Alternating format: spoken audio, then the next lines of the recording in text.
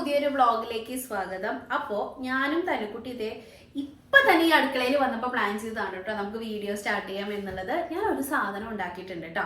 വലിയ സംഭവമാണെന്നൊന്നും വിചാരിക്കരുത്. പക്ഷെ എൻ്റെ ജീവിതത്തിൽ ഞാനിത് ഉണ്ടാക്കി നോക്കാത്ത കാരണം കൊണ്ട് ആ ഒരു എക്സൈറ്റ്മെന്റ് കൊണ്ട് ഇന്നലെ ഞാനിത് ഉണ്ടാക്കിയത് ഫ്രീസറിൽ വെച്ചിട്ടുണ്ട്. പെട്ടെന്ന് സഡൻ ആയിട്ട് തീരുമാനിച്ചതാണ് വീഡിയോ എടുക്കാം എന്നുള്ളത് കേട്ടോ. ഒരു റിയാക്ഷൻ എന്താണെന്ന് കാണല്ലോ, എന്നിട്ട് വേണം ഇത് മര്യാദയ്ക്ക് ഉണ്ടാക്കി കൊടുക്കാൻ കേട്ടോ. അപ്പൊ തൻകുട്ടി ഇരിപ്പുണ്ട്. ഇവിടെയാണെങ്കിൽ ഭയങ്കര തണുപ്പാണ്, നല്ല മഴയാണ്. എനിക്ക് കുറച്ച് ദിവസമായിട്ട് ഇതേ ഈ കൈ ഉണ്ടല്ലോ ഇങ്ങനെ പൊന്തുന്നില്ലായിരുന്നു. ഇവിടെ വരെ പറ്റും കേട്ടോ. ഇതിന്റെ മേലേക്ക് കൈ പൊന്തിക്കാനോ അല്ലെങ്കിൽ വെയിറ്റുള്ള സാധനങ്ങൾ എടുക്കാനോ എനിക്ക് പറ്റില്ല. ഭയങ്കര കൈവേദന, ഈ റിസ്റ്റിന്റെ അവിടെയൊക്കെ ഭയങ്കര വേദനയാണ് കേട്ടോ. തണുപ്പ് കൊണ്ടിട്ടാണോ കൂടിയിട്ടാണോ അതോ എന്താണ് റീസൺ എന്താണെന്നുള്ളത് അറിഞ്ഞുകൂടാ. ഞാൻ ഡോക്ടറെ കാണിക്കാനൊന്നും പോയില്ല കേട്ടോ. മിണ്ടണേന് നമ്മളിങ്ങനെ ഡോക്ടറെ കാണിക്കുന്നത് നമുക്ക് അതിനല്ലേ സമയം കാണുള്ളൂ. ഞാനിത് തന്നെ ട്രീറ്റ് ചെയ്ത് തന്നെ മരുന്നൊക്കെ പറ്റുന്നുണ്ട്. ചൂടുവെള്ളമൊക്കെ വെച്ച് ഹോട്ട് ബാഗൊക്കെ വെച്ചിട്ടൊക്കെയാണ് ഏത് നേരം ഇരിക്കുന്നത്. വീഡിയോ എഡിറ്റ് ചെയ്യാനൊക്കെ സമയം കിട്ടുന്നില്ല, ലാഗ് വരുന്നുണ്ട് കേട്ടോ. ആക്ച്വലി ഞാൻ എടുത്ത വീഡിയോസ് കുറച്ച് ഗ്യാപ്പ് ഇട്ടിട്ടാണ് അപ്ലോഡ് ചെയ്തുകൊണ്ടിരിക്കുന്നത്. കാരണം എന്താ വെച്ചാൽ എനിക്ക് ഇപ്പോൾ ഈ ഒരാഴ്ചയായിട്ട് ഈ കൈക്ക് ഭയങ്കര വേദനയാണ് കേട്ടോ. അപ്പോൾ അതിൻ്റെതായ ബുദ്ധിമുട്ടുകളുണ്ട്. എന്നാലും അടുത്ത വീഡിയോ എടുക്കാണ്ടിരിക്കാനുള്ള എനിക്ക് ആ ഒരു സമയമാകുമ്പോൾ ഉണ്ടല്ലോ ഈ വീഡിയോ കഴിഞ്ഞ് എൻ്റെ കയ്യിൽ ഇല്ലല്ലോ എന്നുള്ളൊരു ചിന്തയാണ്. അപ്പം അത് കാരണം കൊണ്ട് ഞാൻ എന്തൊക്കെ വന്നാലും ജീവൻ ഉണ്ടെങ്കിൽ ഞാൻ വീഡിയോ എടുത്തിരിക്കും. അപ്പോൾ അത് എന്താ പറയാ, ചിലർക്ക് ചില ജോലികളോട് ഭയങ്കര ഇഷ്ടം കാണില്ലേ.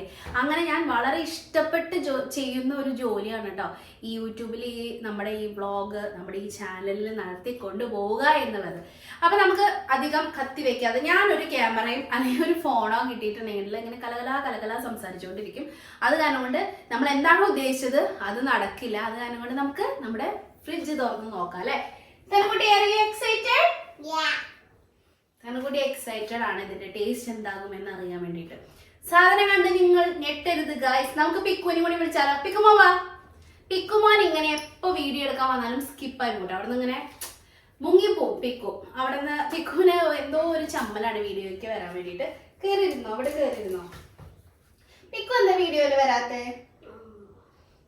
കേട്ടോ, ഞാൻ നിർബന്ധിക്കാറില്ല കേട്ടോ. അവന് ഇഷ്ടമെങ്കിൽ വരട്ടെ എന്ന് വിചാരിച്ചിട്ടാണ്. അവന്റെ പപ്പയും അങ്ങനെ തന്നെയാണ്. എപ്പോഴെപ്പോഴും അങ്ങനെ വീഡിയോയിൽ വരാനൊന്നും, വീഡിയോയിൽ വന്നാലും ഒന്നും ശരത്തേനെ പറയുന്നത് എനിക്ക് ഒന്നും സംസാരിക്കാനില്ല, പിന്നെ ഞാൻ എന്താ പറയാ, എനിക്ക് ഒന്നും പറയാനുമില്ല, ആൾക്കാർ വിചാരിക്കും ഭയങ്കര ജാടയാണെന്ന്. അത് കാരണം കൊണ്ടാണ് ഞാൻ വരാത്തത്. നിന്റെ പോലെ സംസാരിക്കാൻ എനിക്ക് അറിയില്ല എന്ന് പറഞ്ഞിട്ടാണ് ശരത്തേട്ടൻ വരാത്തത്. എന്നാലും അവിടെ നിന്നൊക്കെ ഞാൻ വീഡിയോയിൽ ഉൾപ്പെടുത്താൻ ശ്രമിക്കാറുണ്ട്. അതിനൊന്നും നോ പറയാറില്ല കേട്ടോ. അപ്പൊ നമുക്ക് നമ്മുടെ ഫ്രീസർ തുറന്ന് സംഭവം എടുക്കാം.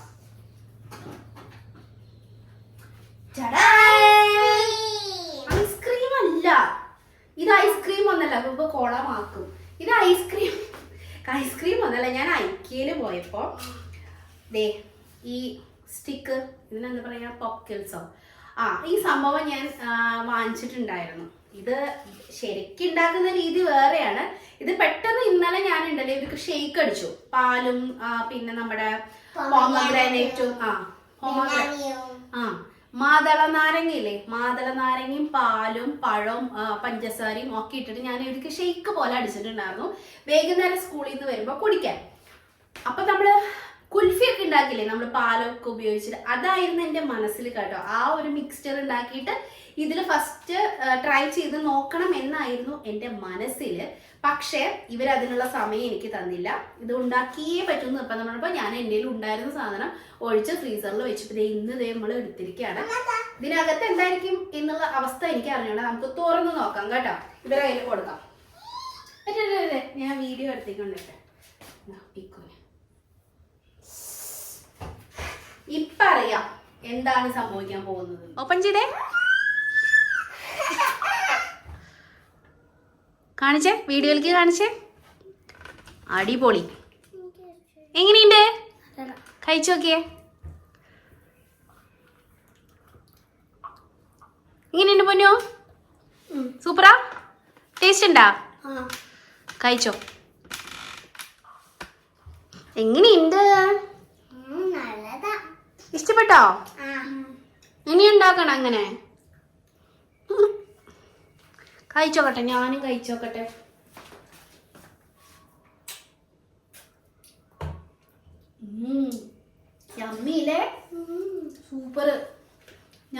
ടേസ്റ്റ് ഇല്ല കേട്ടോ, നല്ല ടേസ്റ്റ് ഉണ്ട് കേട്ടോ. സിമ്പിള്.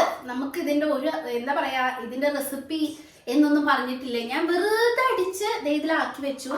കുട്ടികൾക്ക് ഒരു രസമാണ് അല്ലേ ഇങ്ങനെ കഴിക്കുന്നത്, അവർക്ക് ഒരു സന്തോഷം. ഞാൻ അങ്ങനെ ക്ലോസ് ചെയ്തു, ഓപ്പൺ ചെയ്തു, കഴിക്കുന്നു. കഴിച്ചോ, വേഗം തീർന്നല്ലോ.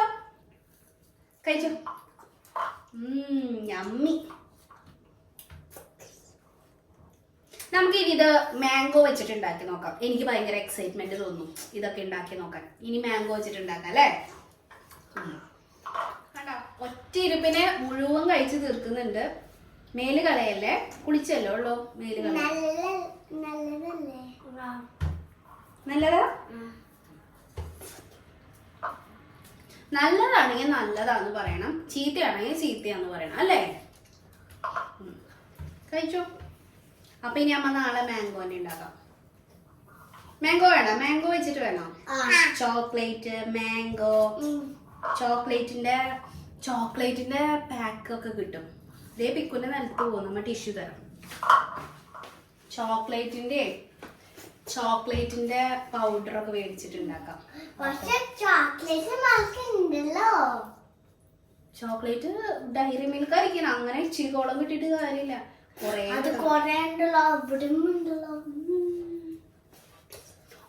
ഞാൻ ഈ പറഞ്ഞ പോലെ ഇപ്പൊ ഉണ്ടല്ലോ, ഞാൻ ചോക്ലേറ്റ് തീറ്റ നിർത്തിയതായിരുന്നു.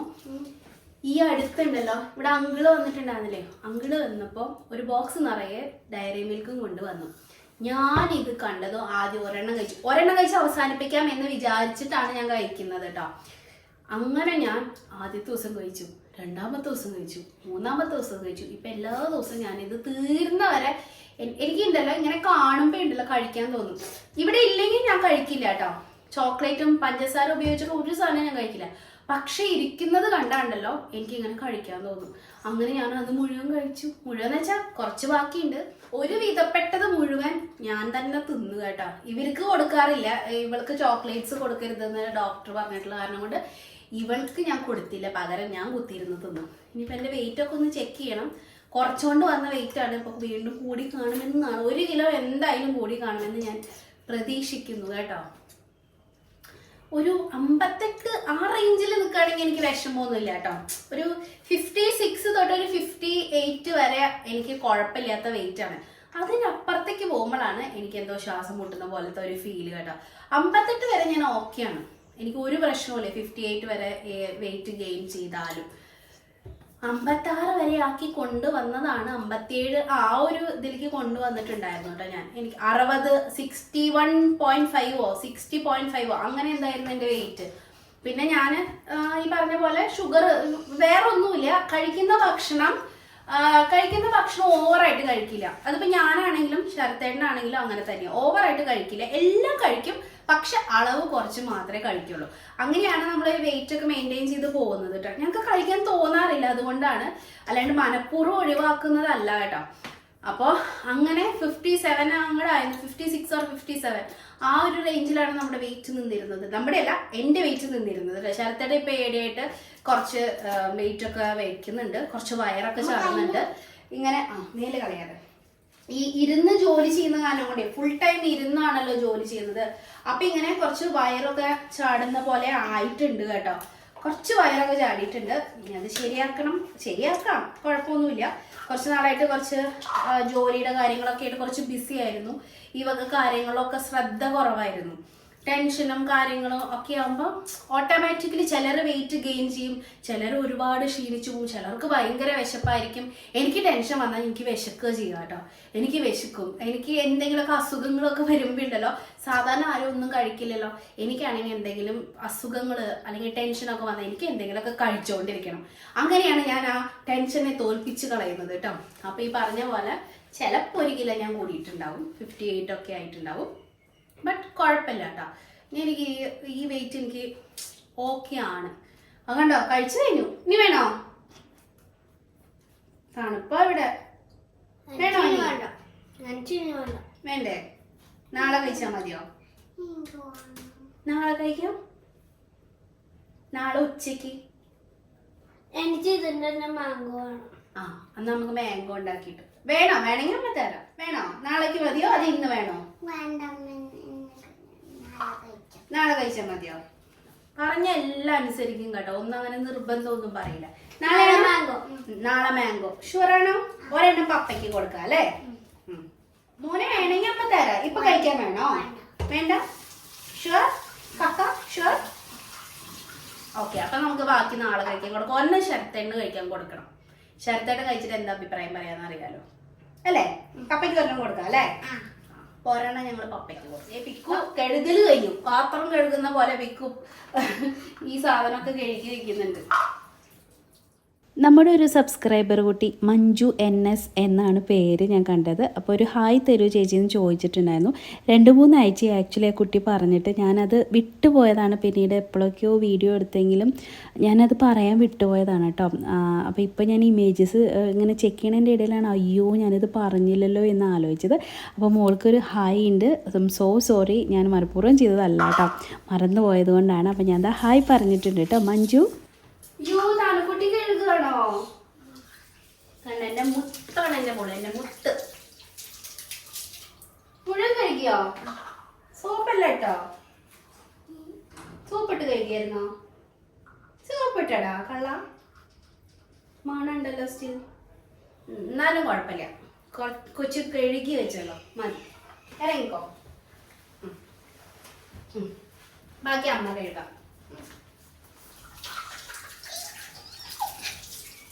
അങ്ങനെ പോപ്സിക്കിൾസ് ഒക്കെ ക്ലീൻ ചെയ്ത് വെച്ചിട്ട് ഞാൻ ദേ റൂമിലേക്ക് വന്നു. അപ്പോൾ ഇത് കുറച്ച് ദിവസം കൊണ്ട് നമ്മൾ ഐക്യ പോയി വന്നപ്പോൾ തൊട്ട് ഞാൻ ക്ലീൻ ചെയ്യണമെന്ന് വിചാരിച്ചതാണ്.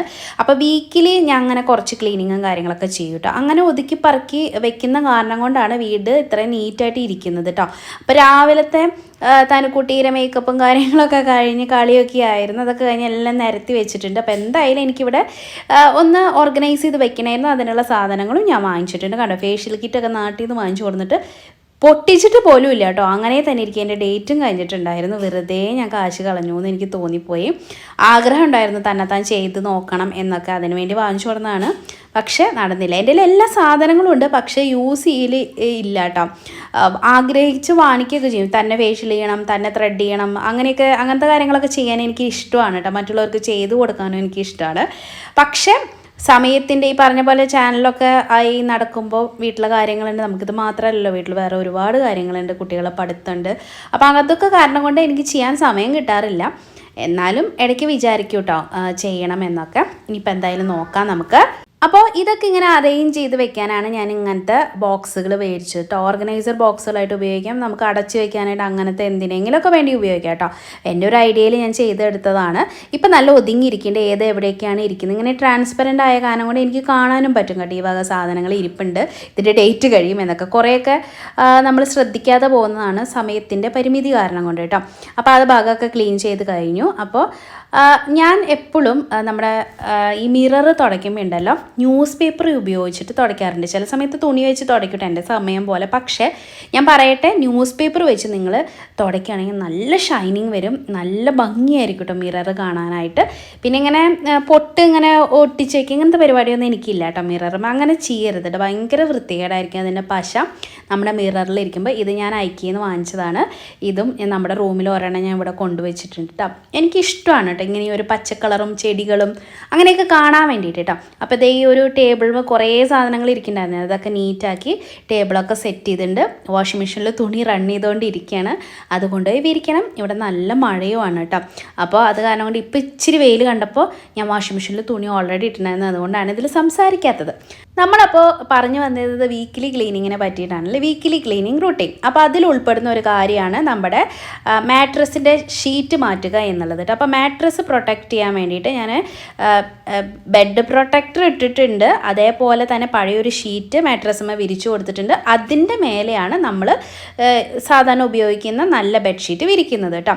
അപ്പോൾ ഇത്രയും കാര്യങ്ങൾ ചെയ്യുന്നത് എന്തിനാണെന്ന് വെച്ചിട്ടുണ്ടെങ്കിൽ നമ്മുടെ വിയർപ്പ്, നമ്മുടെ തലയിലെ എണ്ണ, ഇങ്ങനെ അല്ലെങ്കിൽ ഡാൻഡ്രഫ് ഇങ്ങനെയുള്ള സാധനങ്ങളൊക്കെ ബെഡിൽ കിടന്നിട്ടുണ്ടെങ്കിൽ നമുക്കത് സ്കിൻ ഡിസീസസ് വരാനായിട്ടുള്ള സാധ്യത വളരെ കൂടുതലാണ്. ഒരാഴ്ചയും 2 ആഴ്ചയൊക്കെ ബെഡ്ഷീറ്റ് വിരിച്ചിടുന്ന ആൾക്കാരുണ്ട്. അതൊക്കെ നമുക്ക് തന്നെ ദോഷം ചെയ്യുന്ന കാര്യങ്ങളാണ് കേട്ടോ. നിങ്ങൾക്ക് സ്കിൻ റിലേറ്റഡ് ആയിട്ടുള്ള എന്തെങ്കിലും അസുഖങ്ങൾ ഉണ്ടെങ്കിൽ നിങ്ങൾ ഉറപ്പിച്ചോ നിങ്ങളുടെ ബെഡിൻ്റെ കുഴപ്പവും തുണികളുടെ യൂസ് ചെയ്യുന്ന രീതിയും ഒക്കെ കൊണ്ടാണ് എന്നുള്ളത് കേട്ടോ. അപ്പോൾ അത് കാരണം കൊണ്ട് ഞാൻ വീക്കിലി 2 പ്രാവശ്യമാണ് ബെഡ്ഷീറ്റ് മാറ്റുന്നത്. ഈ ഡോക്ടേഴ്സൊക്കെ പറയുന്ന പോലെ ഡെയിലി ബെഡ്ഷീറ്റ് മാറ്റാൻ നിങ്ങൾക്ക് പറ്റുമെന്നുണ്ടെങ്കിൽ അങ്ങനെ ചെയ്തു, അല്ലെങ്കിൽ അറ്റ്ലീസ്റ്റ് 3 ദിവസം കൂടുമ്പോഴെങ്കിലും ബെഡ്ഷീറ്റ് മാറ്റിക്കോളോ. അതായിരിക്കും നമുക്കും കുട്ടികൾക്കും അസുഖങ്ങൾ വരാണ്ടിരിക്കാനും ഒക്കെ ഇതിനും നല്ലത് കേട്ടോ. പിന്നെ അത് മാത്രമല്ല ഒരു ഫ്രഷ് ഫീലാണ് കേട്ടോ. എപ്പോഴും നമ്മുടെ റൂം കാണുമ്പോൾ ബെഡ്ഷീറ്റ് ചുക്കി ചുളിഞ്ഞ് വൃത്തിയിലാണ്ടൊക്കെ കിടക്കുന്നത് കാണുമ്പോണ്ടല്ലോ ആ റൂമിൽ എനിക്ക് എന്തോ ഒരു നെഗറ്റിവിറ്റി ഫീൽ ചെയ്യും കേട്ടോ. പക്ഷേ ഇതൊക്കെ വിരിച്ച് നല്ല ഭംഗിയിലിരിക്കുമ്പോൾ ആ ഒരു ഫ്രഷ്നെസ് എപ്പോഴും. അതുപോലെ ഇടയ്ക്കിടയ്ക്ക് വാഷ് ചെയ്യുമ്പോൾ ഉണ്ടല്ലോ ഈ ബെഡ്ഷീറ്റ് കുറച്ച് നേരം ചൂടുവെള്ളത്തിലൊക്കെ മുക്കി വെച്ചതിന് ശേഷം വാഷ് ചെയ്യുക. വാഷിംഗ് മെഷീനിലിട്ട് അലക്കിക്കോ നിങ്ങൾക്ക് സൗകര്യം അതാണ് എന്നുണ്ടെങ്കിൽ. പക്ഷേ നിങ്ങൾ ഇടയ്ക്ക് ഒന്ന് ബെഡ്ഷീറ്റ് നല്ല ചൂടുവെള്ളത്തിൽ കഴുകിയെടുക്കുന്നതും നല്ലതായിരിക്കും കേട്ടോ. അതുപോലെ നമ്മൾ ബെഡിൽ കയറും മുന്നേ ഇതുപോലെ ഒരു മാറ്റ് ഇടുവാണെങ്കിൽ നമ്മുടെ കാലൊക്കെ ഒന്ന് പൊടിയൊക്കെ തട്ടിയിട്ട് നമുക്ക് ബെഡിൽ കയറാൻ പറ്റും. അപ്പം നമ്മുടെ ബെഡിൽ അധികം പൊടിയും കാര്യങ്ങളൊന്നും ആവില്ല കേട്ടോ. എല്ലാ ബെഡിൻ്റെയും താഴെ ഞാൻ ഇതുപോലെ ഒരു മാറ്റ് വിരിച്ചിട്ടിട്ടുണ്ട് കേട്ടോ. അല്ലെങ്കിൽ ബെഡ് റണ്ണർ എന്ന് പറഞ്ഞിട്ട് വാങ്ങിക്കാൻ കിട്ടും, അതും നിങ്ങൾക്ക് ചെയ്യാം. പിന്നെ ഞാൻ എടുത്ത് പറയട്ടെ, ഈ ഒരു ബെഡ്ഷീറ്റ് ഭയങ്കര ബ്യൂട്ടിഫുൾ ആയിരുന്നു. ഐക്കിന്ന് മേടിച്ചതാണ്. നിങ്ങൾക്ക് പറ്റുന്നുണ്ടെങ്കിൽ നിങ്ങൾ ഓൺലൈൻ പർച്ചേസ് ചെയ്തോ. നല്ല രസമുണ്ടായിരുന്നു കേട്ടോ കാണാനായിട്ട്.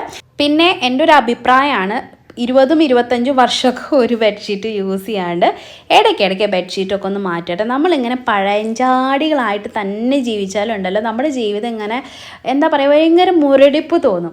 എപ്പോഴും നമ്മൾ പുതുതായിട്ട് ഫ്രഷ്നെസ് ഫീൽ ചെയ്യുകയാണെങ്കിൽ ഉണ്ടല്ലോ നമ്മൾ കുറച്ച് കാര്യങ്ങളൊക്കെ നന്നായിട്ട് ശ്രദ്ധിക്കണം കേട്ടോ.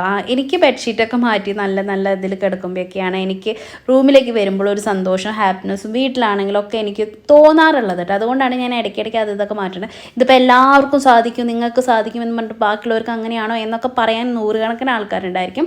നമുക്ക് പറ്റുന്ന പോലെ, അല്ലാണ്ട് ഞാൻ നിർബന്ധമല്ല പറയുന്നത്, നമുക്ക് പറ്റുന്ന പോലെ ചെയ്യാം. അല്ലെങ്കിൽ പഴയതാണെങ്കിലും കുഴപ്പമൊന്നുമില്ല. ഇടയ്ക്കിടയ്ക്ക് ഒരേ ഇത് തന്നെ യൂസ് ചെയ്യാണ്ട് മാറി മറിച്ചൊക്കെ 2 ദിവസം 3 ദിവസമൊക്കെ കൂടുമ്പോൾ മാറ്റി വിരിച്ച് അങ്ങനെയൊക്കെ ഒന്ന് ചെയ്തോളൂ കേട്ടോ. നിങ്ങൾക്ക് പറ്റുമെന്നുണ്ടെങ്കിൽ നിങ്ങൾ ചെയ്താൽ മതി, ഇല്ലെങ്കിൽ നമ്മുടെ കഴിവിനനുസരിച്ച് ചെയ്യാം. അത്രേ ഞാൻ പറയുന്നുള്ളൂ കേട്ടോ. അങ്ങനെ ഞാൻ അടുത്ത ബെഡ്റൂമിലേക്ക് പോകുന്നു. ഇത് കുട്ടികളുടെ റൂമാണ് കേട്ടോ. 2 പേരും ഒരുമിച്ച് സെപ്പറേറ്റ് ആണ് കിടക്കുന്നത്. പിക്കു ഫസ്റ്റ് സ്റ്റാൻഡേർഡിലായപ്പോൾ തൊട്ട് ഇവർ 2 പേരും ഞങ്ങൾ മാറ്റി കിടത്തിയിട്ടുണ്ടായിരുന്നു കേട്ടോ. ഇപ്പം 3-4 വർഷമായിട്ട് അവർ തനിച്ചാണ് റൂമിൽ കിടക്കുന്നത്. ഇനി ഈ ഒരു ബെഡ്ഷീറ്റിനെ പറ്റി പറയുകയാണെങ്കിൽ ഇത് നമ്മൾ ഐക്കിന്ന് വാങ്ങിച്ചതാണ്. ഈ ഒരു ചെക്ക് കണ്ടിട്ട് വാങ്ങിച്ചതാണ് കേട്ടോ. ഈ ഒരു കംഫർട്ടും അവിടെ നിന്ന് തന്നെ വാങ്ങിച്ചതാണ്. നല്ല സൂപ്പർ കംഫർട്ടബിൾ ആണ് കേട്ടോ. ഈ കംഫർട്ട് ഇങ്ങനെ പുതച്ച് കിടക്കാനായിട്ട് നല്ല സുഖമാണ്. കംപ്ലീറ്റൊക്കെ ആവശ്യമില്ലാത്ത സമയത്ത് നമുക്കിത് യൂസ് ചെയ്യാം. പിന്നെ ഈ ഒരു ബെഡ്ഷീറ്റിനെ പറ്റി പറയുകയാണെങ്കിൽ ഇത് ക്വീൻ സൈസ് എന്ന് പറഞ്ഞ് മേടിച്ചത്. പക്ഷേ നമുക്കിത് നീളം കുറവാണ് കേട്ടോ. ഉള്ളിലേക്ക് ഇങ്ങനെ ടക്കിങ് ചെയ്ത് വയ്ക്കാനായിട്ടുള്ള നീളം ഇതിന് ഇല്ല. അപ്പോൾ ക്വീൻ സൈസുള്ള ബെഡ്ഷീറ്റ് ഞാൻ പറയുകയാണെങ്കിൽ കുട്ടികളുടെ ചെറിയ ബെഡ് ഉണ്ടാവില്ലേ, സിംഗിൾ ബെഡ് ചെറുത്, അതിലേക്കൊക്കെ ഇത് പറ്റുള്ളൂ കേട്ടോ. അത് കാരണം കൊണ്ട് ഈ ഒരു ബെഡ്ഷീറ്റിനോട് എനിക്ക് യോജിപ്പില്ല. ക്വാളിറ്റി വൈസ് നല്ലതാണ്, പക്ഷേ ഇതിന് സൈഡിലേക്കൊക്കെ ടക്കിങ് ചെയ്യാനുള്ള നീളം ഇല്ല. അപ്പോൾ നോക്കിയും കണ്ടൊക്കെ വാങ്ങിക്കാം കേട്ടോ. ഈ മിററുകളൊക്കെ തുടയ്ക്കുന്ന ദിവസം എല്ലാ മിററും ഒന്നിച്ചാണ് തുടയ്ക്കുന്നത് കേട്ടോ. അപ്പോൾ ഇന്ന് ഞാൻ ബാത്റൂമും കൂടി കഴുകിയ ദിവസമായിരുന്നു. അത് കഴിഞ്ഞിട്ടാണല്ലോ വന്ന് വീഡിയോ സ്റ്റാർട്ട് ചെയ്തത്. അപ്പോൾ നമുക്കിവിടെ 2 ബാത്റൂമാണുള്ളത്. അപ്പോൾ ആഴ്ചയിൽ ഒരു ദിവസം ഞാൻ ബാത്റൂംസ് കഴുകും. ലാസ്റ്റ് സമ്മറിൽ ഇവിടെ വെള്ളത്തിനൊക്കെ ബുദ്ധിമുട്ടുണ്ടാകും. നമുക്കില്ലെങ്കിലും ഒരുപാട് പേർക്ക് ബാംഗ്ലൂർ ബുദ്ധിമുട്ടുള്ള കാരണം കൊണ്ട് ഞാൻ ഓവറായിട്ടുള്ള ക്ലീനിങ് നിർത്തി ആഴ്ചയിൽ ഒരു ദിവസമാക്കി മാറ്റി കേട്ടോ. അതുപോലെ അവിടുത്തെ ടവല് അങ്ങനത്തെ കാര്യങ്ങളൊക്കെ ഞാൻ മാറ്റും. കഴുകുക എന്ന് പറഞ്ഞിട്ടുണ്ടെങ്കിൽ A to Z കാര്യങ്ങൾ എടുത്ത് ഞാൻ കഴുകും കേട്ടോ. അത്ര നീറ്റായിട്ടാണ് ഞാൻ കഴുകുന്നത്. അപ്പോൾ പിന്നെ ഇവിടെ അങ്ങനെ വൃത്തികേടാക്കാൻ ആരും ഇല്ല എന്തായാലും. അപ്പോൾ ബാത്റൂംസും കൂടി ഞാൻ ഇന്ന് ക്ലീൻ ചെയ്തിട്ടുണ്ടായിരുന്നു കേട്ടോ. അപ്പോൾ റൂമുകളിലൊക്കെ പണികളൊക്കെ കഴിഞ്ഞപ്പോഴാണ് ഇതേ നമ്മുടെ മാറ്റ് വന്നിട്ടുണ്ട് കേട്ടോ. ഇത് ഞാൻ കിച്ചണിലേക്ക് വാങ്ങിച്ച പുതിയ മാറ്റാണ്. എൻ്റെ കയ്യിൽ ഒരെണ്ണം ഉണ്ടായിരുന്നല്ലോ. അപ്പോൾ അത് തന്നെ മാറ്റി മറിച്ചും കഴുകിയൊക്കെ ഇടുമ്പോൾ ഇപ്പം ഇങ്ങനെ മഴക്കാലമൊക്കെ ആകുമ്പോൾ കണ്ടോ ബുദ്ധിമുട്ടാണ്, ഉണങ്ങി കിട്ടില്ല. അപ്പോൾ ഒരു മാറ്റ് ഞാൻ പുതിയത് വാങ്ങിച്ചതാണ് കേട്ടോ. തുറന്ന് നോക്കട്ടെ.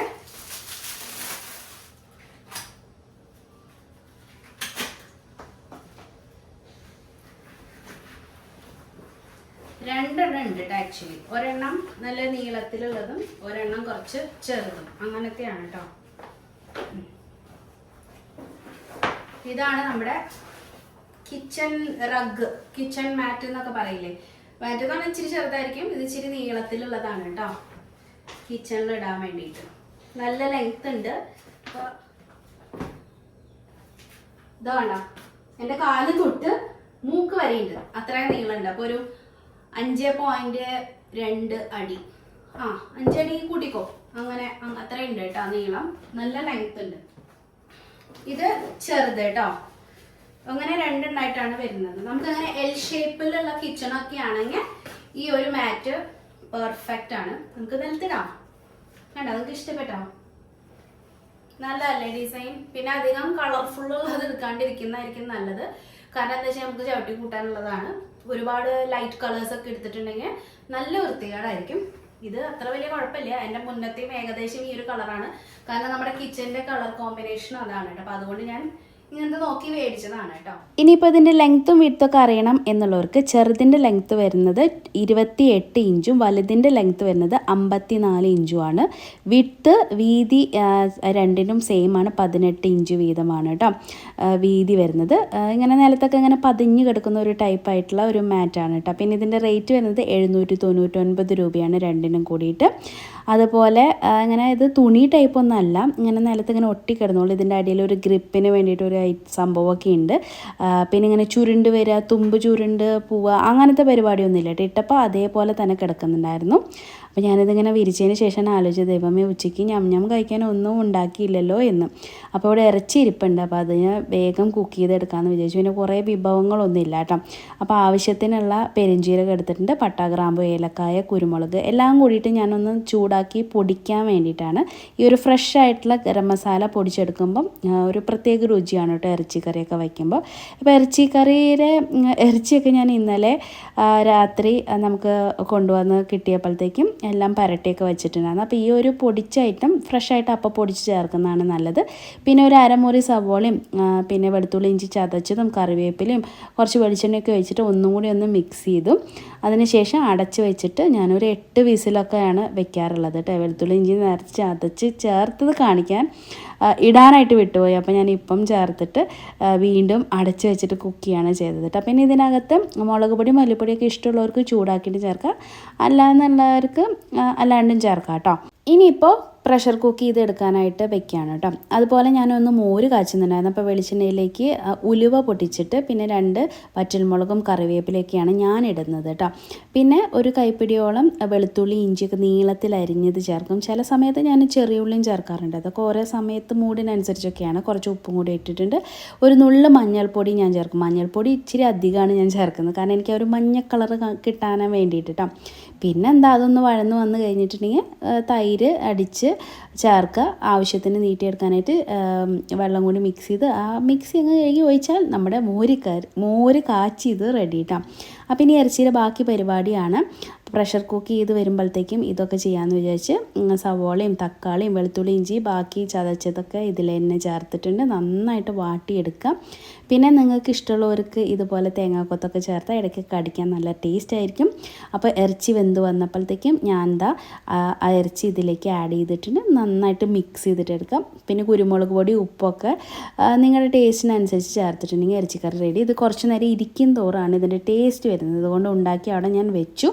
അതിനുശേഷം വീണ്ടും നമ്മുടെ പരിപാടിയിലേക്ക് കടക്കുകയാണ്. ഞാൻ ഡെയിലി നീറ്റാക്കി ഇടുന്ന ഒരു ഏരിയ ആണ് കേട്ടോ നമ്മുടെ ലിവിങ് ഏരിയ. കാരണം പെട്ടെന്ന് ഒരാൾ കയറി വന്നിട്ടുണ്ടെങ്കിൽ നമ്മുടെ ലിവിങ് ഏരിയയിലായിരിക്കുമല്ലോ ഇരിക്കുക. അതുകൊണ്ട് ഞാൻ അതെന്നും മിക്ക ദിവസവും ഞാനൊന്ന് പൊടി തട്ടി വിടാറുണ്ട്. അതുകൊണ്ട് എനിക്ക് വീക്കിലി ക്ലീനിങ്ങിൽ ഇതത്ര വലിയ പാടുള്ള കാര്യമായിട്ട് തോന്നിയിട്ടില്ല കേട്ടോ. എന്നാലും ഞാൻ ജസ്റ്റ് ഒന്ന് ഡസ്റ്റ് ചെയ്ത് വിടുകയാണ് ചെയ്യുന്നത് കേട്ടോ. എവിടെയെങ്കിലും ഒരു പൊടിയാണെങ്കിൽ പോയിക്കോട്ടെ എന്ന് വിചാരിച്ചിട്ട്. അപ്പോൾ എല്ലാം ഒന്ന് ഡസ്റ്റ് ചെയ്ത് വരുമ്പോൾ തന്നെ നമുക്കൊരു എന്തോ പറയുക, എനിക്ക് പറഞ്ഞു തരാനായിട്ട് അറിഞ്ഞൂടെ. ഈ നമ്മുടെ ലക്ഷ്മി ഗ്രഹം എന്നൊക്കെ പറഞ്ഞ് കേട്ടിട്ടില്ലേ, അത് നമ്മൾ പ്രാവർത്തികമാക്കാനായിട്ട് ഞാൻ ഒരുവിധമൊക്കെ ശ്രമിക്കാറുണ്ട് കേട്ടോ. എനിക്ക് അത്രയും വയ്യെങ്കിൽ മാത്രമേ ഞാൻ എന്തെങ്കിലും ഒന്ന് ചെയ്യാതെ ഇരിക്കുള്ളൂ. അല്ലെങ്കിൽ ഞാൻ എപ്പോഴും ഇങ്ങനെ എന്തെങ്കിലുമൊക്കെ ജോലികൾ ചെയ്തുകൊണ്ടേയിരിക്കും. എനിക്ക് എവിടെയും പൊടിയും വലിച്ചിടുന്നതോ ഒന്നും എനിക്കിഷ്ടമില്ല കേട്ടോ. വീട്ടിലുള്ള ആരെയും ഞാൻ സമ്മതിക്കില്ല, അവരായിട്ട് ചെയ്യാറുമില്ല കേട്ടോ. നമ്മളിങ്ങനെ ഉണ്ടല്ലോ, നമ്മൾ ഇങ്ങനെ എപ്പോഴും ചെയ്തുകൊണ്ടിരിക്കുമ്പോൾ അവർക്ക് തന്നെ ഓട്ടോമാറ്റിക്കലി തോന്നും, അയ്യോ അമ്മ കഷ്ടപ്പെടും, അല്ലെങ്കിൽ അവൾ എത്ര നന്നായി നോക്കുന്നല്ലേ എന്ന് വെച്ചിട്ട് അവരുടെ ഭാഗത്ത് നിന്നും കൂടി ഒരു എഫേർട്ട് ഉണ്ടാകുന്നതായിട്ട് എനിക്ക് ഫീൽ ചെയ്തിട്ടുണ്ട് കേട്ടോ. അപ്പോൾ തുടക്കത്തിലൊന്നല്ല, ഞാനിങ്ങനെ എപ്പോഴും ചെയ്യുന്ന കണ്ടാണ് അവരത് ശീലിച്ചത്. ഇപ്പോൾ താനുകുട്ടിയാണെങ്കിലും പിക്കുമോനാണെങ്കിലും ഉണ്ടല്ലോ ഒന്നും വൃത്തികേടാക്കില്ല കേട്ടോ. ഇനി അഥവാ ഞങ്ങൾ ഹോളിലൊക്കെ ഇരുന്ന് ഊണ് കഴിക്കുകയാണെങ്കിൽ അവരുണ്ട സ്ഥലത്ത് ചോറും വെറ്റാണെങ്കിൽ പോലും അവരത് എടുത്ത് മാറ്റും കേട്ടോ. അതിപ്പോൾ ഞാൻ പറയണമെന്നൊന്നുമില്ല. ഇനി അഥവാ എന്തെങ്കിലുമൊക്കെ തരി പോയിട്ടുണ്ടെങ്കിലും അവർ തന്നെ തുണി കൊണ്ടുവന്ന് തുടയ്ക്കണൊക്കെ കാണുമ്പോൾ എനിക്ക് തോന്നും അപ്പോൾ ഇവരിതെല്ലാം ശ്രദ്ധിക്കുന്നുണ്ട് എന്നുള്ളത് കേട്ടോ. നമ്മുടെ മക്കൾ കണ്ട് എന്ത് വളരുന്നു അത് തന്നെയായിരിക്കും അവരും ഫോളോ ചെയ്യുന്നത് കേട്ടോ. അപ്പോൾ ഇതൊക്കെ എൻ്റെ വീട്ടിലും ഇങ്ങനെ അമ്മയൊക്കെ ചെയ്യുന്നത് കണ്ട് വളർന്നത് കൊണ്ടായിരിക്കാം എനിക്കും ഇതൊക്കെ ചെയ്യണം എന്നുള്ള തോന്നൽ, ഒരു ഇഷ്ടവും ഒക്കെ വന്നത് കേട്ടോ. നമ്മുടെ വീട്ടിൽ എന്താണോ ശീലിച്ചത് അതാണല്ലോ നമ്മളും തുടർന്നുകൊണ്ട് പോവുക. അപ്പോൾ അതുകൊണ്ടാണ് ഞാൻ പറഞ്ഞത്, നമ്മൾ എന്ത് ചെയ്യുന്നുണ്ടെങ്കിലും അത് നമ്മുടെ ഫ്യൂച്ചറിൽ നമ്മുടെ കുട്ടികളും കൂടിയും അനുകരിക്കാൻ ഇടയുള്ള കാര്യങ്ങളാണ്. അപ്പോൾ അത് കാരണം കൊണ്ട് മാക്സിമം വൃത്തിയിലും വെടുപ്പിലും ഒക്കെ കൊണ്ട് നടക്കുക. അപ്പോൾ നമ്മുടെ വീട്ടിലും നല്ലൊരു ഐശ്വര്യമായിരിക്കും. അതേപോലെ തന്നെ നമുക്കും ഒരു ഐശ്വര്യവും സന്തോഷവും സമാധാനവും ഒരു പോസിറ്റീവായിട്ടുള്ളൊരു വൈബും ഒക്കെ നമ്മുടെ വീട്ടിലുണ്ടായിരിക്കട്ടെ. വീട് നന്നായാലേ നാട് നന്നാവുള്ളൂ കേട്ടോ. നാട് നന്നായാലേ ബാക്കിയെല്ലാം നന്നാവുള്ളൂ. അപ്പോൾ അത് കാരണം കൊണ്ട് നമ്മുടെ വീട്ടിൽ നിന്ന് തന്നെ ആയിരിക്കട്ടെ ഇതിൻ്റെ എല്ലാം തുടക്കം എന്നേ ഞാൻ പറയുള്ളൂ കേട്ടോ. പിന്നെ ഞാനൊരു കാര്യം പറയട്ടെ, ഭൂലോകമടിച്ചായി ഞാൻ ഇത്രയും മാറി ഇത്രയും ഭംഗിയിൽ വീട് കൊണ്ട് നടക്കുന്നുണ്ടെങ്കിൽ നിങ്ങളെപ്പോലുള്ളവർക്ക് തീർച്ചയായിട്ടും വീട് ഭംഗിയിൽ തന്നെ വെക്കാനായിട്ട് സാധിക്കും കേട്ടോ. ആ ഒരു പോസിറ്റിവിറ്റി ഒന്നും നമുക്ക് അത് ചെയ്ത് നോക്കിയാൽ തന്നെ മനസ്സിലാവുള്ളൂ. കുറച്ച് നേരത്തെ എണീറ്റാൽ തന്നെ ഒരുപാട് സമയം നമുക്ക് കിട്ടും കേട്ടോ. നമ്മുടെ ടൈം മാനേജ്മെൻറ്റ് എന്നുള്ള കാര്യം നമ്മുടെ കയ്യിലാണ് ഇരിക്കുന്നത്. ഒന്നിനും ടൈമില്ലെന്ന് വെറുതെ പറയണം, എല്ലാത്തിനും സമയം കിട്ടും.